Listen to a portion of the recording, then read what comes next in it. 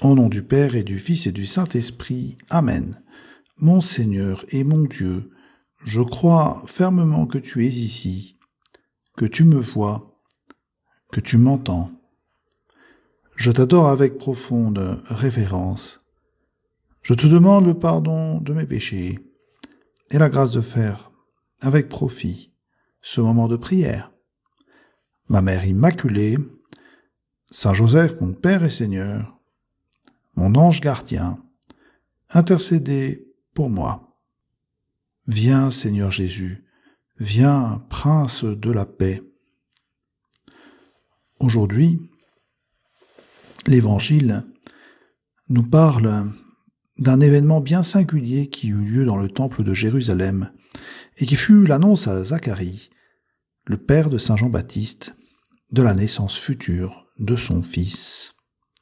C'est curieux, mais Saint Luc commence par là son évangile, après son prologue, dans lequel il nous dit qu'il s'est bien documenté pour nous parler de la vie de Jésus. Il s'intéresse d'abord à la naissance de Saint Jean le Baptiste.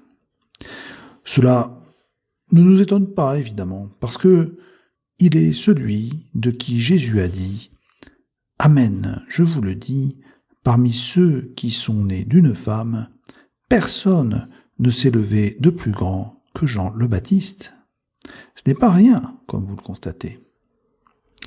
Alors, voilà, imaginez-vous maintenant ce qui est arrivé à notre cher Zacharie, cet homme d'un âge vénérable, marié depuis de nombreuses années à une femme stérile, Élisabeth, et désormais âgé comme lui.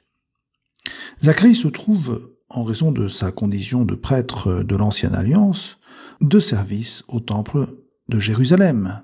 Et cela se passe un peu plus d'un an avant la naissance de Jésus.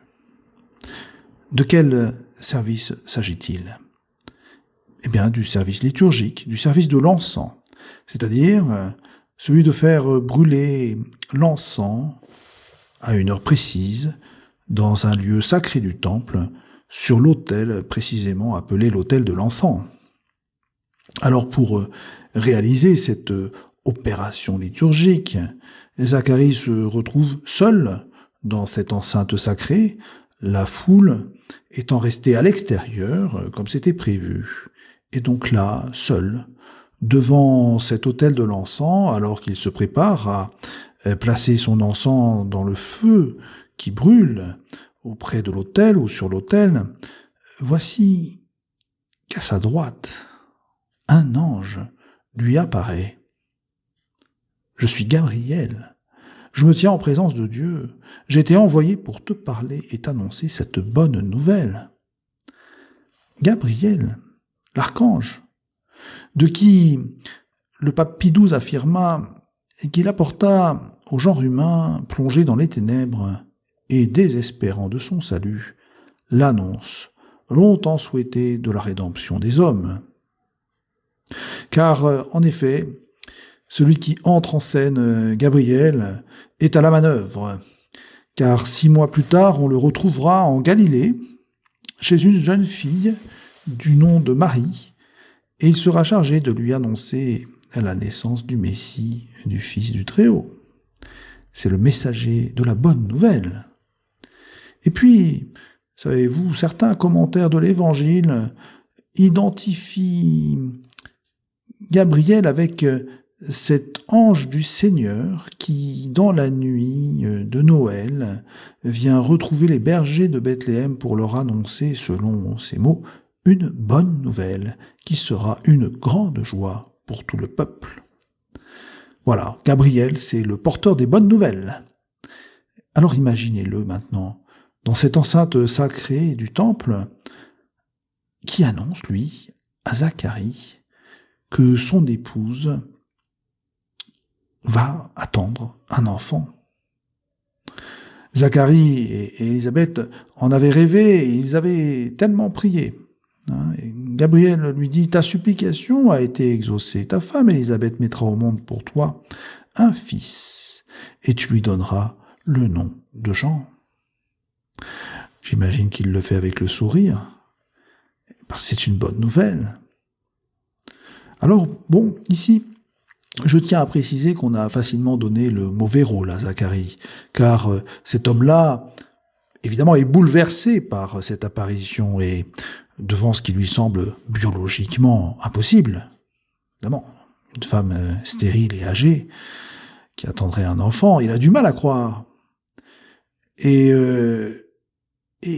ensuite, évidemment, Zacharie va subir une petite épreuve, car devant son incrédulité, Gabriel lui dit « Voici que tu seras réduit au silence. Et jusqu'au jour où cela se réalisera, tu ne pourras plus parler, parce que tu n'as pas cru à mes paroles. » Et en effet, ce sera au jour de la naissance de Jean-Baptiste que Zacharie retrouvera la parole. Ne vous inquiétez pas.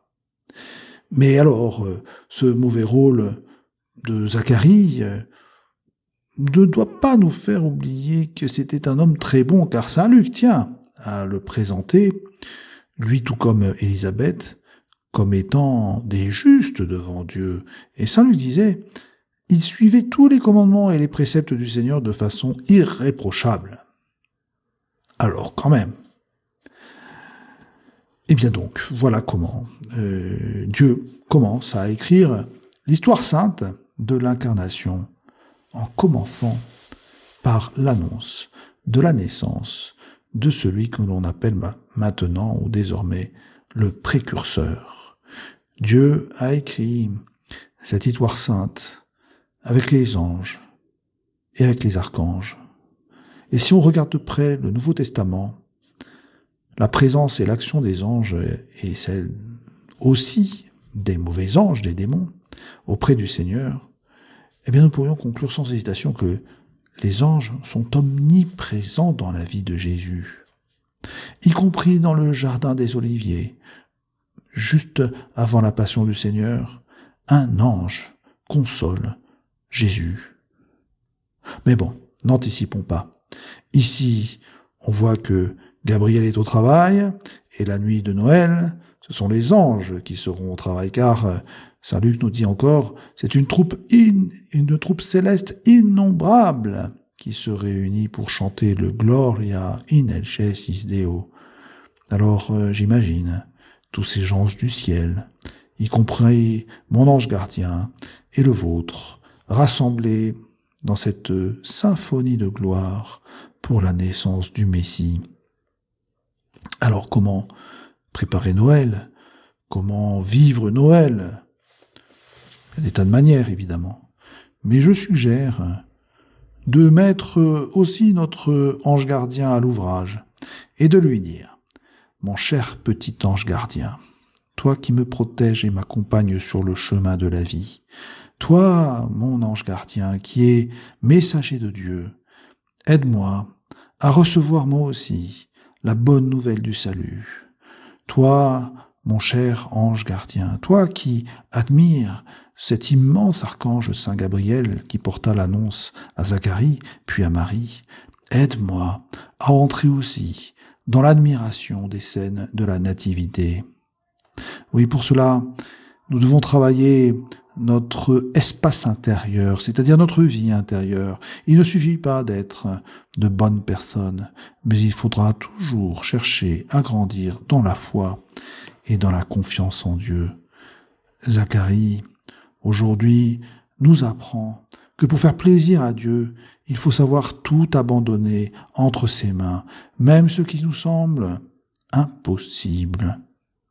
Saint Gabriel est un spécialiste de l'impossible, car il dira à la Sainte Vierge Marie, au moment de son annonciation, « Rien n'est impossible à Dieu ». Et la Sainte Vierge nous le confirme à chacun d'entre nous. Avec Dieu, tout est possible, et avec l'intercession de la Vierge Marie aussi. Je te remercie, mon Dieu, des bonnes résolutions, des actes d'amour et des inspirations que tu m'as communiquées dans cette méditation. Je te demande de m'aider à les mettre en pratique. Ma mère immaculée, Saint Joseph, mon Père et Seigneur, mon ange gardien, intercédez pour moi.